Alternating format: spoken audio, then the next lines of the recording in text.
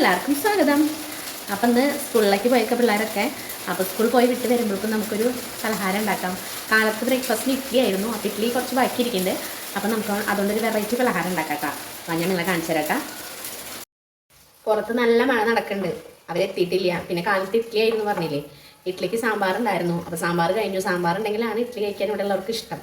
അപ്പോൾ ഇഡ്ഡലി ബാക്കിയിരിക്കുന്നുണ്ട്. അപ്പോൾ ഞാൻ ഇഡ്ഡലി കൊണ്ട് ഒരു പലഹാരം ഉണ്ടാക്കുന്നത് കാണിച്ചു തരാം കേട്ടോ. അപ്പോൾ അതാ ഇഡ്ഡലി ഒരു 5-6 ഇരിക്കുന്നുണ്ട്. അപ്പോൾ അതിങ്ങനെ എടുത്ത് വെച്ചിട്ട് ചിലപ്പോൾ ആരും കഴിക്കില്ല. അപ്പോൾ നമുക്കിത് ഇതുകൊണ്ടൊരു പലഹാരം ഉണ്ടാക്കാം. ഇതൊന്ന് ജസ്റ്റ് ഒന്ന് പീസാക്കി കട്ട് ചെയ്തിട്ട് വരാം കേട്ടോ ഞാൻ. അപ്പം ഞാൻ ഇഡ്ഡലി ഇതാ സ്ക്വയറായിട്ട് മുറിച്ചെടുത്തിട്ടുണ്ട്.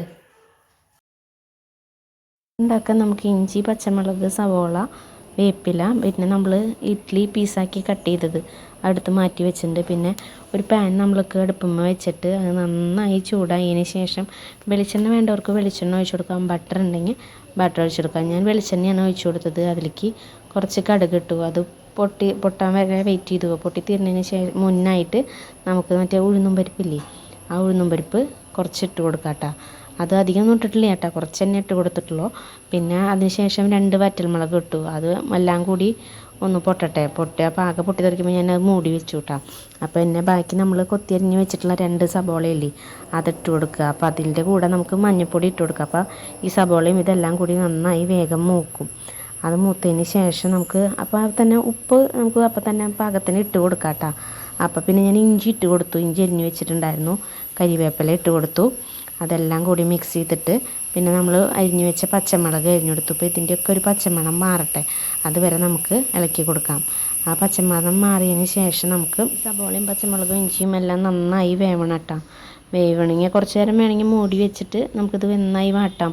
അപ്പം എന്നിട്ട് നമ്മൾ അരിഞ്ഞ് വെച്ചിട്ടുള്ള ഒരു തക്കാളി ഇല്ലേ, അത് നമുക്ക് ഇതിലേക്ക് ഇട്ട് കൊടുക്കാം. ഇത് നന്നായി എന്നിട്ട് മൂക്കുക. തക്കാളിയൊക്കെ നന്നായി ഉടഞ്ഞ് വേവുക. അപ്പം അതിന് ശേഷം നമുക്ക് 1 ടീസ്പൂൺ കാശ്മീരി മുളക് പൊടി ഇട്ട് കൊടുക്കാം. അത് ഓപ്ഷനിലാണ്, വേണമെങ്കിൽ ഇട്ടാൽ മതി. പച്ചമുളക് ഇടുകയാണെങ്കിൽ ഒരു കുഴപ്പമില്ല. ഞാൻ കളറിന് വേണ്ടിയിട്ടാണ് കാശ്മീരി ചില്ലി ഇട്ട് കൊടുക്കുന്നത്. നിങ്ങൾക്ക് വേണമെങ്കിൽ ഇട്ട് കൊടുത്താൽ മതി. അപ്പോൾ അതെല്ലാം നന്നായി മൂത്തതിന് ശേഷം നമുക്ക് ഞാൻ കുറച്ച് മറ്റേ തേങ്ങാപ്പാൽ നല്ല കട്ടിയിൽ ഒരു അരമുറി തേങ്ങാപ്പാൽ കുറച്ച് എടുത്ത് വെച്ചിട്ടുണ്ടായിരുന്നു. അത് ഞാനൊരു ഗ്ലാസ്സിലാക്കിയിട്ട് ഞാനിതിൽ ഒഴിച്ചു കൊടുത്തു. എന്നിട്ട് നന്നായി ഇളക്കി കൊടുത്തു. അപ്പോൾ ഇതൊന്ന് നന്നായി ചൂടാകുമ്പോൾ ഉപ്പ് ഈ സമയത്ത് നമുക്ക് നോക്കാൻ പറ്റുക കേട്ടോ. ഉപ്പ് നമ്മുടെ ആവശ്യത്തിന് നോക്കിയിട്ട് വേണമെങ്കിൽ നമുക്ക് ചേർക്കാം. ഉപ്പ് ചേർത്തതിന് ശേഷം അതൊന്ന് കുറുകിയതിന് ശേഷം അത് നന്നായി ഒന്ന് കുറുകിയായിട്ട് വരണം. അതിന് ശേഷം നമ്മൾ ഈ അരിഞ്ഞ് വെച്ചിട്ടുള്ള ഇഡ്ഡലി പീസാക്കി മുറിച്ച് വെച്ചത് നമുക്ക് ഈ ഗ്രേവിയിലേക്ക് ഇട്ട് കൊടുക്കാം. എന്നിട്ട് നന്നായി ഇളക്കാൻ പാടില്ല കേട്ടോ. ഇത് നമ്മൾ സ്ക്വയറായിട്ടല്ലേ അരിഞ്ഞെടുത്തിട്ടുള്ളത്. അപ്പോൾ അത് നന്നായി പതുക്കെ തട്ടി ഒതുക്കി കൊടുക്കുക. എന്നിട്ട് നമ്മൾ കുറച്ച് കരിവേപ്പില ഇട്ടിട്ട് ഉപയോഗിക്കാം. എന്നിട്ട് കുറച്ച് നേരം ചൂടാറിയതിന് ശേഷം നമുക്ക് കഴിക്കാം. ഇത് കഴിക്കാൻ നമുക്ക് പ്രത്യേകിച്ച് കറികളൊന്നും വേണ്ട കേട്ടോ. അപ്പോൾ ഇഡ്ഡലി കഴിക്കണമെങ്കിൽ സാമ്പാർ വേണമെന്ന് പറഞ്ഞില്ലേ, അപ്പോൾ ഇത് കഴിക്കാൻ സാമ്പാറും വേണ്ട, ചട്നിയും വേണ്ട. നല്ല ടേസ്റ്റ് തന്നെയായിരുന്നു കേട്ടോ അത് കഴിക്കാൻ. നമ്മൾ ഈ ഇറച്ചിക്ക് ഉണ്ടാക്കണ മസാല പോലെയല്ല ഈ മസാല ഉണ്ടാക്കിയത്. അപ്പോൾ പിന്നെ പെട്ടെന്ന് ഉണ്ടാക്കാനും പറ്റും. ഈ സാമ്പാറില്ല എന്ന് വെച്ചിട്ട് ഇഡ്ഡലി കഴിക്കാത്ത ആൾക്കാർക്കൊക്കെ ഇത് ഉണ്ടാക്കി കൊടുക്കുക. അപ്പോൾ അത് വീഡിയോ ഇഷ്ടപ്പെട്ടെങ്കിൽ ലൈക്ക് ചെയ്യുക, സബ്സ്ക്രൈബ് ചെയ്യുക.